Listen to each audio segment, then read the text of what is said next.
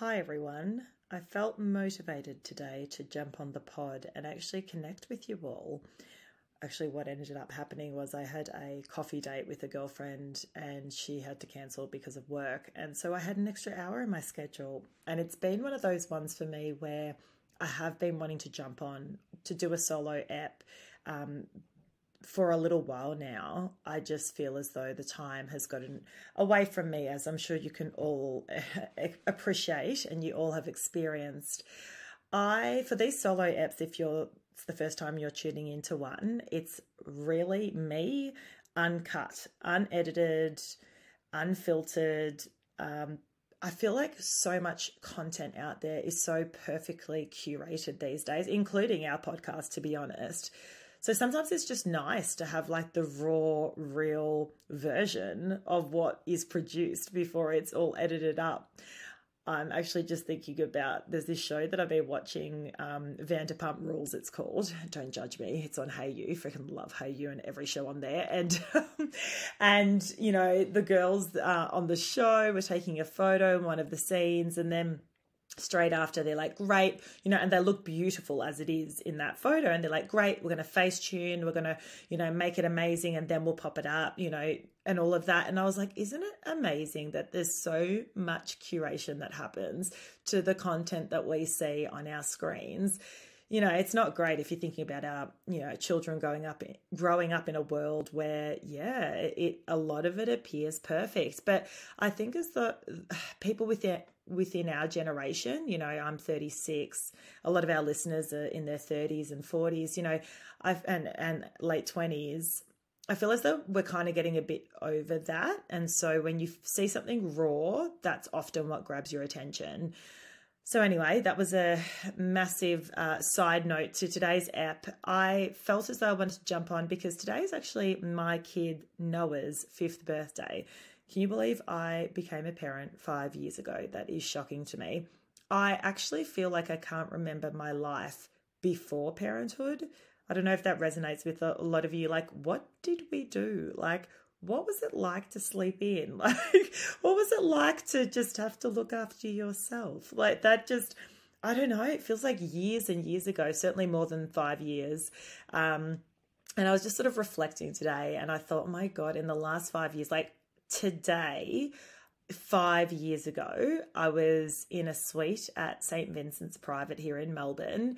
I was egging on Jules as much as possible, my husband, to tell the nurses and anyone who would listen really that we wanted to move to the hotel suite because I was done with the hospital, even though I'd only been in the hospital room for like a few hours. I was told that you have to hound the staff, otherwise you don't get on the list to get to the hotel. And I really wanted to go to the hotel. And anyway, we ended up going, I think after on day 2 of our hospital stay, we got to the hotel suite, the Marriott, I think it was, in the city, and it was fabulous. But, you know, fabulous having just given birth where I had an episiotomy, so I couldn't actually sit. You know, I was sitting on one bum cheek and then the other. I had engorged breasts, so I had, you know, Pamela Anderson style boobs, and they were burning. And I remember we were putting ice packs on them and then taking the ice packs off and then trying to express, but not wanting to express too much because it produces too much milk, but then wanting my kid to be bottle fed because that was important because I wanted to make sure my kid took the bottle because I never wanted my kid to be fully reliant on my boobs.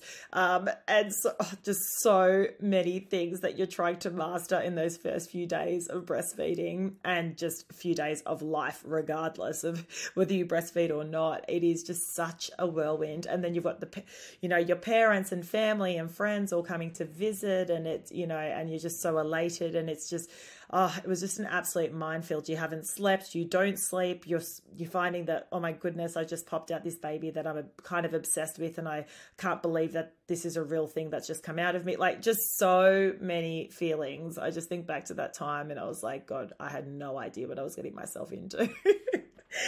But, you know, and now actually cut to 5 years later, over the weekend we had a birthday party for Noah, and it was actually his first birthday party that we've ever had. I think for a while there we had COVID, so that was a bit of a thing. And then I guess last year we thought, oh, we'll just wait an extra year and we'll do a birthday party for his 5th birthday. So we actually had it at the Art Factory in Balwyn. Shout out to all of the fabulous team at the Art Factory. It was fantastic, and they have actually locations across Melbourne. So check that out if you're looking for a kids venue for a birthday. But it was fantastic, and we had, I don't know, 30 odd kids running around, and, you know, parents, and we had a bit of bubbles for the parents and things like that. It was all going really well, and, you know, I was getting around the room and just, you know, having a chat, and the kids were so entertained by all of the arts and craft, and as I said, the staff were fantastic in keeping them captivated. It was all fine. We'd gotten towards the back end of the birthday, actually, and we go to sing, you know, bring the cake out. Okay, we're bringing the cake out, and this is just like classic Noah. So what I was saying previously, where, you know, 5 years ago I was in a hospital with this little tiny baby. 5 years later, I'm at this birthday party at the Art Factory. We're singing happy birthday. Noah is a mini me, so absolutely loves the attention of the room of, I don't know, 30 plus parents, 30 plus kids were singing to him. He's just like in his element. And then we had sparkler candles as well as normal candles. One of the sparkler candles goes out.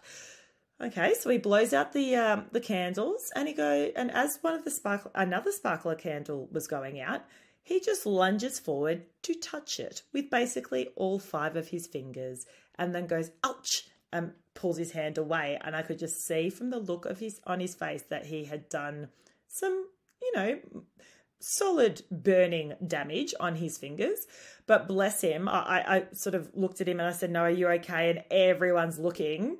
And then my bestie Liv, who you would know from our Real Talk segment, pulls out her phone, is like taking photos of like us just being in a panic over burnt fingers. Actually, that photo is fantastic. I'm going to pop it up on Insta. Yeah, I'll release this episode, I think, straight away, and I'll put that photo up because it is a bit of a lull. But in the moment, I was like, oh my God. I was like, someone get us an ice pack. He's there. He's trying not to cry. I'm like, are you okay? And bless him, he didn't want to make a big deal about it. So I was like, yeah, I'm fine. It doesn't hurt. And I could just sort of see him, you know, clutching his fist, and I was just like, that's our Noah, always so inquisitive, always wants to see, like touch, see and feel everything around him. In the end, we got him an ice pack, and then actually he did pretty well. He didn't make a big deal about it. I mean, we were towards the back end of the party, but when we got home, he kept clutching his fingers and looked like he was in a fair bit of pain still, and trying to pretend that it wasn't a big deal. I think he was probably embarrassed, right? But anyway, I had a look at his fingers, and he did. He literally, each of the 5 fingers, there was like a little blister on each. So I put a bit of what it's called, Solugel or one of those ones on it, and then that kind of helps soothe it. But bless him, he's trying to open his presents with like one hand, because the other hand, you know, has like all this gel on it. And that made our 3-year-old Charlie pretty happy, because he was actually able to get in there and help him open the presents too. But, you know, isn't that just the epitome of, you know, children, I guess, particularly in the toddler, coming out of the toddler years, they're always all into absolutely everything. I just, you know, and I love them for everything that they are. And I never would have thought in reflecting on my parenthood journey, I never would have thought I would experience the level of challenge that I did, but I also never thought I would experience that level of intense love where, you know, your kid can drive you absolutely nuts and you still just feel as though your heart is outside of your chest and you want to just smother them with love, right? Like there's so many conflicting feelings. One minute you're just furious with them, and the next and even when you're furious with them, you still love them more than anything in the world. And I don't think I've ever experienced that kind of love before. It's a different love to the person that you're with or your partner or whatever, or your family member. It's just so different. And I feel really privileged to have experienced that, because, you know, I've actually got a few friends at the moment who are struggling to fall pregnant for the first time. And I certainly don't take for granted this parenting experience. Although the premise of the podcast was really to normalize a lot of the challenges that we face as parents, and, over 100 episodes, there are so many common themes that I can think of just off the top of my head, around a lot of these challenges that we experience. I probably don't say enough on the podcast how extremely grateful I am to, have had the opportunity to be a parent to my two boys. So, yeah, something for us all to sort of think about as we go through our day as well. Another thing that actually just came to mind is, although I joked about at the start, like, what are sleep-ins really like? And my goodness, what's it like not to have to worry about anyone but yourself? There are moments over the last 5 years where I have had the opportunity to be away from my children, whether that's a weekend away to Sydney to visit my sister, or, going away with Jules, my hubby, for a day or two. And what I've found really surprising throughout those times was I would have thought that when you go away, you're there, you're without your kids, you are only relying on yourself. You're, for example, in an aeroplane just going, cool, this is amazing. I just can sit on the seat and watch my Kindle, or, read my Kindle or watch a show or whatever it is. And, great, this is all I'm thinking about. But I don't know if you guys feel a similar thing, where I always feel as though half of my mind is like a little bit with my kids, or a little bit anxious. Not so much that my kids are going to be not okay without me, because I know they'll be perfectly fine. But I actually feel a little bit stressy around, I hope the people caring for them don't get too fatigued. So if I've got grandparents caring for them, I'm often like, oh my gosh, I feel stressed, and almost a little bit of a guilt that I've taken the time away from my children, and they've had to do, they haven't had to do anything. They've offered to look after them for an extended period. So I feel as though every time I've been away, I am in the moment, and there are definitely moments where I'm just lapping it up and absolutely loving it.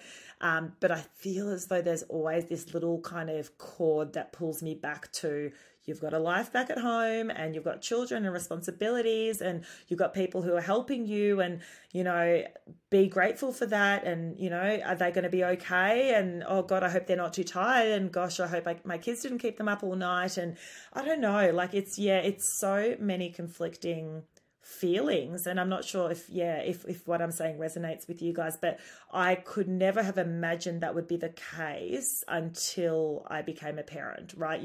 You can't imagine any of this. It's such a lived experience. But I also, just even on reflecting, like I also didn't realize how many things would be required on the to-do list once you also become a parent. Like, I don't know, like, did you feel like all of these chores and to-dos just came out of absolutely nowhere? Because I certainly did. I mean, I feel like my life was pretty chill before. I mean, it probably wasn't. I've always been quite an intense human being, like the work hard, play hard, but just generally, I didn't feel as though I had all of these sort of household tasks and things to do, from buying birthday presents to, I don't know, ensuring the house is clean, to making sure the pantry is full, to making sure you're super organized about meal planning if that's the way you want to go, because you've got multiple mouths to feed. Like, we didn't worry about that all that much. I didn't really care about what I was eating for dinner. Like, I was going to just figure it out. I didn't worry about picking stuff up at the last minute from Woolies, and because then I didn't have to think about, I've got to get the two kids out, got to go up the escalators. One's probably going to run away from me, and then the other was that way, and then have to make sure I keep them together, and then we'll finally get to the aisle. I'll finally be able to pick up the chicken. But then what if one of them yells for yogurt, and then that's going to, I'll lose 2 minutes going through the yogurt aisle, and then they're the other one's wandered over there, and then by the time I get back into the car, it's like a 25 minutes, situation just to pick up a chicken, right? So I feel like for that reason, I need to be super organized at the start of the week so I can minimize these inconveniences during my week, because there's other people to think about. If you're not just inconveniencing yourself, you're, having to bring children along with you often. So I just feel like all of a sudden there was just so much organization required. And I think this is where, and it's a big topic that was spoken about a lot, but the mental load, right? These are the things that you're constantly thinking about outside of your job or outside of your family. It's all of the to-dos.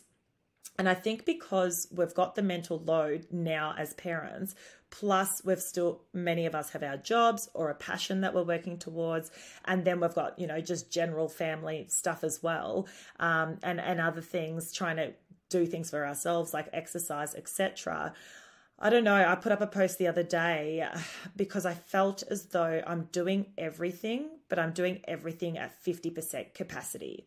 So, for example, I hadn't exercised really consistently for months.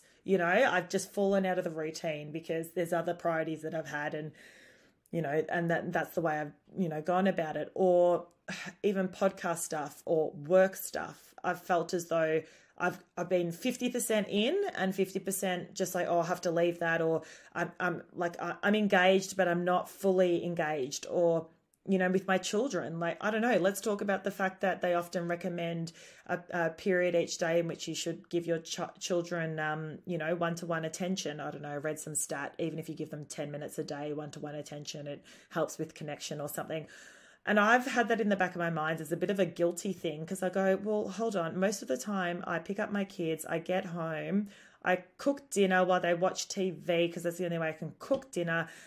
They eat dinner, I eat my dinner, then we're doing books, then we're doing bed. Jules is often doing books. I'm doing the run around with cleanup. Then I put them in bed. Where's that 15 minutes of that one-on-one? Like, it just doesn't happen for me often unless it's the weekend. So I don't know, it's just such a prime example of the fact that we are always kind of moving, doing things like, it's very rare that I'm sort of stopping and chilling. So for that reason, with that many competing priorities, from work to family to mental load, I feel like I'm doing them all at 50%. And, I guess that's probably fair, because what did they say? You can do it all, but just not all at the same time. And then I often get really frustrated that I'm not getting the results that I'm wanting in a particular area of my life. But then when I stop to think about it, it's like, well, of course, if you're putting 50% in, you're going to probably get 50% back, right?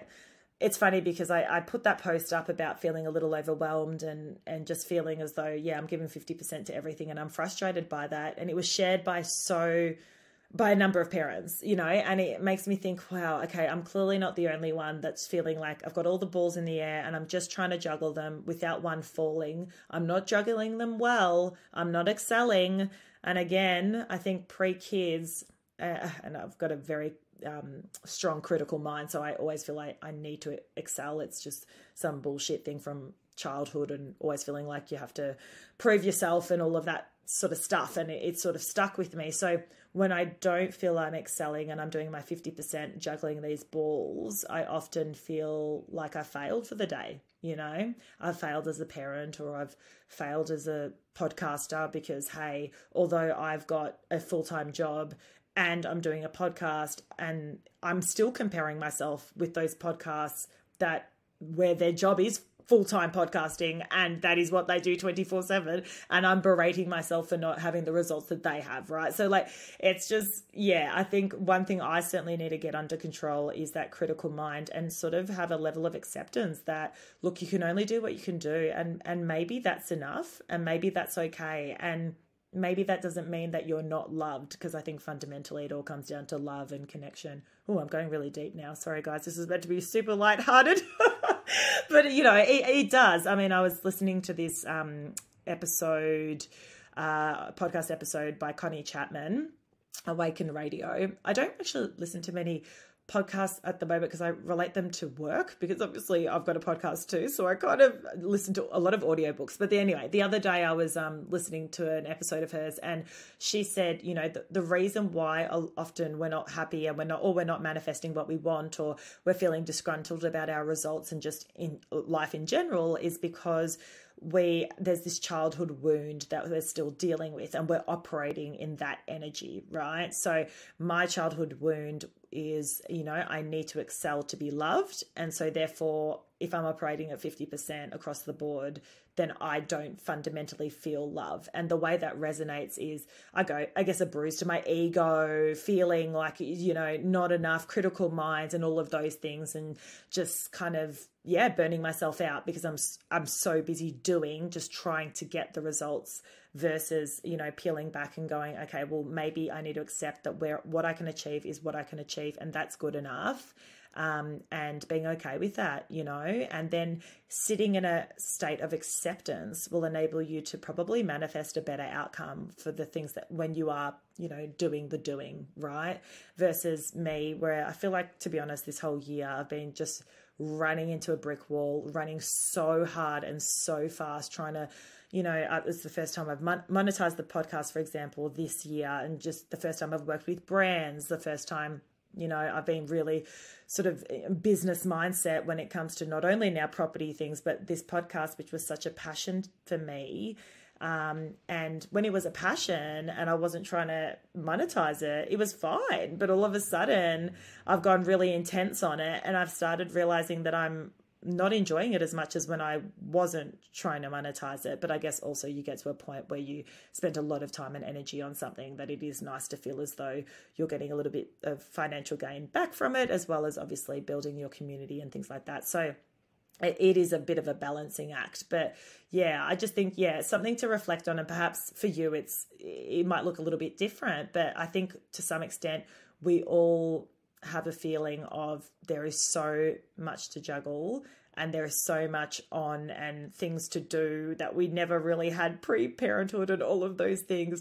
Like, how do we go about this? And is 50% okay? And I guess I'm here to tell you it has to be. And I say that to remind myself as well, because I need that reminder every day. But one thing I do really love doing is connecting with everyone in this way. And so I do want to do more of these solo apps raw vibe, because this was the whole premise of me starting the podcast, of really sort of be able to connect and reflect on what I know, what I'm thinking, and what I'm hearing from you, our community and our guests and everything like that. So I'll look to create a little bit more space, I think, for some solo apps moving forward. All right, guys. Well, I hope that was somewhat useful to you all. I mean, it's amazing, reflecting on pre-children to post-children, how much we have grown.